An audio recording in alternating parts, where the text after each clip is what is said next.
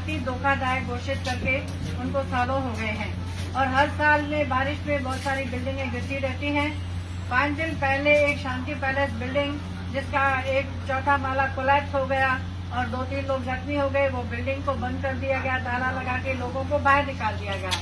मुझे बताते हुए बहुत दुख हो रहा है कि कल शाम को एक मुरली वाला 4 नंबर में मुरली वाला एक बिल्डिंग है, उसका भी तीसरा माला जो है कोलैप्स हो गया, 2 माले पे गिर गया और एक लेडी 48 साल की जो वहाँ रहती थी उसकी मृत्यु हो गई और बच्चे भी जख्मी हो गए। अध्यक्ष महोदय, ये सिलसिला सालों से चलता आ रहा है। 2011 में कॉर्पोरेशन ने एक रिजोल्यूशन प्रस्ताव पास करके भेजा कि ऐसी बिल्डिंगों को 4 FSI दी जाए। काफी सारी बिल्डिंगें गिर गई हैं, लक्ष्मी सदन, सन्मुख सदन, लक्ष्मी पैलेस, लक्ष्मी नारायण बिल्डिंग अभी 2-3 दिन से डिमोलिशन हो रही है, तुषार पैलेस है, ऐसी अनेक बिल्डिंगें हैं। कल्याण अमरनाथ के रोड के जो विस्थापित लोग हैं, जो 5 बिल्डिंगें उस रोड में कटिंग में चली गई, वो लोग भी अध्यक्ष महोदय दर बदर रास्तों पे भटक रहे हैं। जरूरी नहीं है कि सभी लोग उसमें पैसे वाले हों या उनको अल्टरनेट हो, तो ऐसे लोग बहुत परेशान हैं और उनमें से कितने लोगों की मृत्यु हो गई है।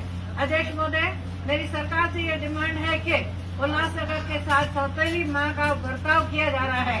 न हम लोगों को DP का कोई अब तक कोई उम्मीद आसरा है, न हमारे क्लस्टर डेवलपमेंट का कोई भी पर्याय है और न ही ये धोखादायक बिल्डिंगों के लिए 4 FSI का रेजोल्यूशन 6 सालों से अध्यक्ष महोदय 17 सालों से पेंडिंग पड़ा है। ऐसे और भी बहुत सारे मुद्दे हैं जो शहर के पेंडिंग पड़े हैं।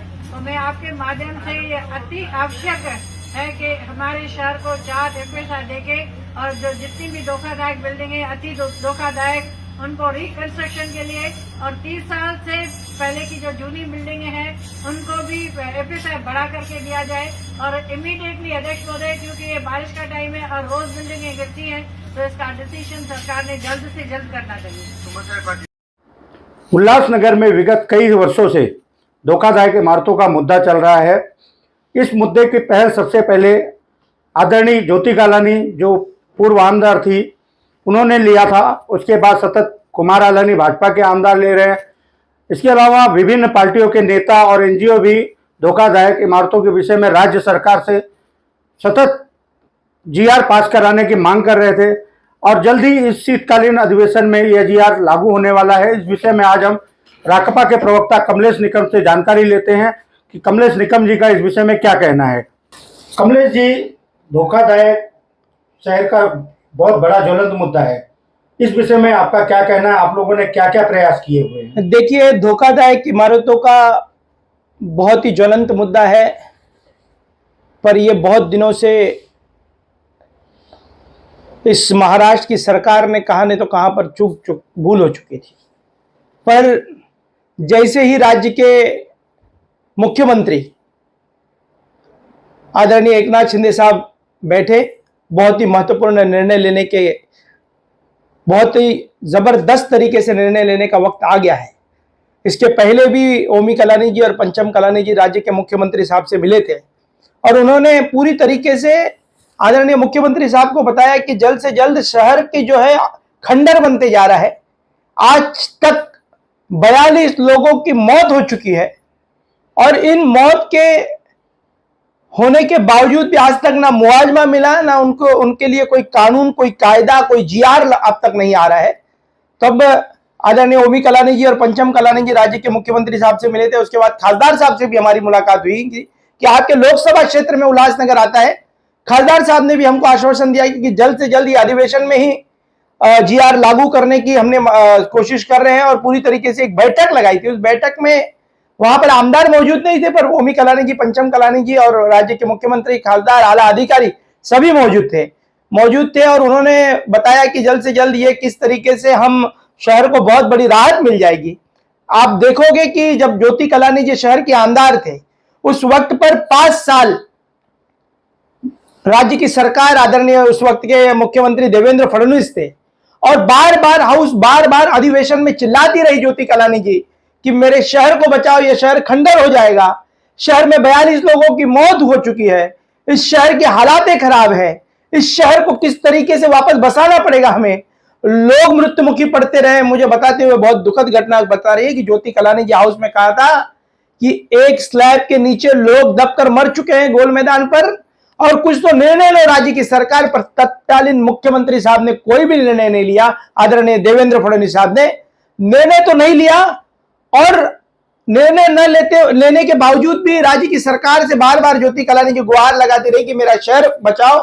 पर आज स्वर्गीय ज्योति कलानी जी हमारे बीच में नहीं रही, पर ज्योति कलानी का सपना, ज्योति कलानी की आत्मा को शांति पहुंचेगी आज कि राज्य के मुख्यमंत्री और खासदार बहुत बड़ा निर्णय लेने जा रहे हैं कि आज हमारे शहर को इस अधिवेशन में जीआर की प्राप्ति हुई। जिस तरीके से 855 बिल्डिंगों की आफत एक बार शहर में आई थी, और उस वक्त पर 855 बिल्डिंगे के हाईकोर्ट के अध्यादेश के बावजूद भी तत्कालीन आमदार पप्पू कलानी जी और कलानी परिवार, शहर के नागरिक सड़कों पर उतर पड़े, और एक ऐसा निर्णय, एक ऐसा अध्यादेश तत्कालीन मुख्यमंत्री जब उल्लासराव देशमुख थे, आदरणीय पवार साहब की अध्यक्षता में इस तरीके का एक ऐतिहासिक निर्णय दिया, और रिफ्यूजी के शब्द पर हमने कानून को पारित किया राज्य के मंत्रिमंडल में। उस वक्त पर हमने लोगों को बचाया था, पर राज्य की सरकार ने जो दंडात्मक कार्रवाई की थी वो बहुत ज्यादा थी, और लोगों का कहना था कि दंडात्मक कार्रवाई कम होनी चाहिए। उस वक्त पर वापस बहुत अच्छे तरीके से तभी भी राज्य की सरकार ने काम किया था, और आदरणीय मुख्यमंत्री साहब ने घोषणा की है कि जीआर आज आएगा और लोगों को जो बहुत बड़ी राहत मिलेगी। मैं कलानी परिवार की तरफ से, आदरणीय पंचम कलानी और ओमी कलानी की तरफ से मैं उनके निर्णय का स्वागत करता हूं, और मैं धन्यवाद देता हूं मुख्यमंत्री साहब को कि उन्होंने जो काम किया है वो सचमुच में ज्योति कलानी की आत्मा को शांति पहुंचेगी।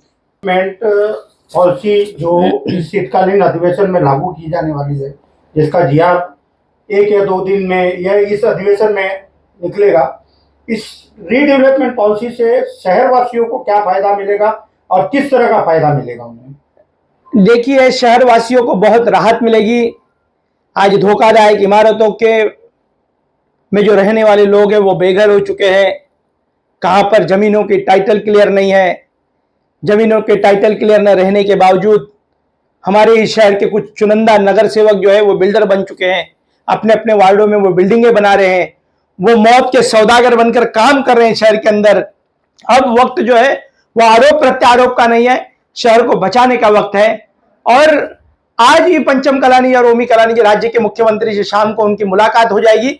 मुलाकात होने के बाद में बहुत अच्छे तरीके से आदरणीय मुख्यमंत्री साहब ने जैसी बैठक लगाई थी, उस बैठक को देखकर राज्य के मुख्यमंत्री को आज आभार प्रकट करने के लिए पंचम कलानी जी और ओमी कलानी जी नागपुर आज भी पहुंच जाएंगे थोड़े टाइम में, और पहुंचते ही राज्य के मुख्यमंत्री को धन्यवाद करेंगे कि मेरी मां के, ओमी कलानी जी कहेंगे कि मेरी मां ने जो काम किया था, पप्पू कलानी जी ने जो काम किया था, उस काम को अंतिम रूप देने का काम आदरणीय मुख्यमंत्री साहब ने दिया है। मेरी मां को आज आत्मा को शांति पहुंचेगी। उनकी जो आत्मा थी कि मेरा शहर बचना चाहिए, ज्योति कलानी जो चिल्ला रही थी, चीख रही थी कि मेरे शहर को बचाओ, मेरे समाज को बचाओ, ये विभिन्न शहर के लोग, कॉस्मोपॉलिटन सिटी है, ये उखड़ जाएगी, उसको बचाने के लिए ज्योति कलानी ने जो पुकार लगाई थी वो आज सचमुच में आदरणीय मुख्यमंत्री साहब का धन्यवाद देने के लिए आज नागपुर पंचम कलानी और ओमी कलानी जी पहुंचे हैं। और साथ ही साथ मुख्यमंत्री के साथ में राष्ट्रवादी कांग्रेस पार्टी के आला कमान के नेताओं से भी मुलाकात होगी।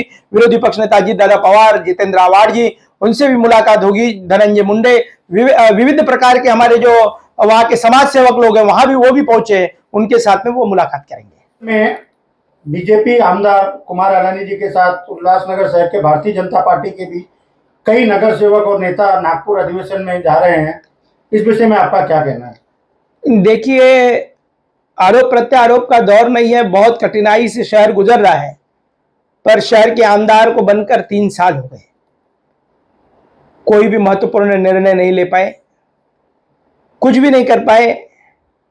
मुझे दुर्भाग्यपूर्ण कहना चाहता हूं कि हमारे शहर में खुशियों का दिन मनाया गया। किस चीज की खुशियां?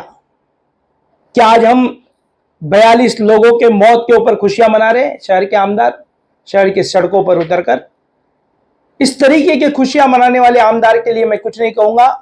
और कुछ भारतीय जनता पार्टी के नेता जो नागपुर गए हैं, उसमें से कुछ नगर सेवक बिल्डर लॉबी के हैं। कहा मुझे प्रश्न चिन्ह आता है कि वो वहां जाने के बाद अपनी बिल्डिंगों को सीधा करने के लिए वहां के जो उनके मंत्रिमंडल में भाजपा के जो मंत्री है उनके साथ मिलने गए हैं। और जाते जाते यही कहूंगा कि उनको पहले जाना चाहिए था, जब राज्य की सरकार के मुख्यमंत्री आदरणीय देवेंद्र फडणवीस जी थे। उनके कार्यकाल में जब राज्य के मुख्यमंत्री थे तभी कभी नागपुर जाकर मिलना नहीं हुआ, पर काम कुछ नहीं होगा, पर फोटो सेशन जरूर करके नागपुर से उल्लासनगर आएंगे, फोटो दिखाया जाएगा लोगों को। हम फोटो सेशन नहीं करेंगे, हम लोगों को कलानी परिवार रिजल्ट देगा, रिजल्ट देकर शहर को बचाना है हमें। हम इस शहर के प्रति बहुत प्यार करते हैं। पर आज जो भारतीय जनता पार्टी के नेता नागपुर गए हैं, और नागपुर जाने से उनको भी अपने मन में खलता होगा कि हम राज्य के मुख्यमंत्री देवेंद्र फडणवीस जी जब थे, हमने क्यों नहीं निर्णय दे पाए। निर्णय जो लिया वो आदरणीय मुख्यमंत्री एकनाथ शिंदे साहब और खासदार श्रीकांत शिंदे साहब ने लिया है। उनका मैं तहे दिल से आज कलानी परिवार और तमाम शहर के नागरिकों की तरफ से मैं उनका आभार प्रकट करूंगा कि सचमुच में हमारे शहर को आपने बचाने के लिए महत्वपूर्ण निर्णय लिया।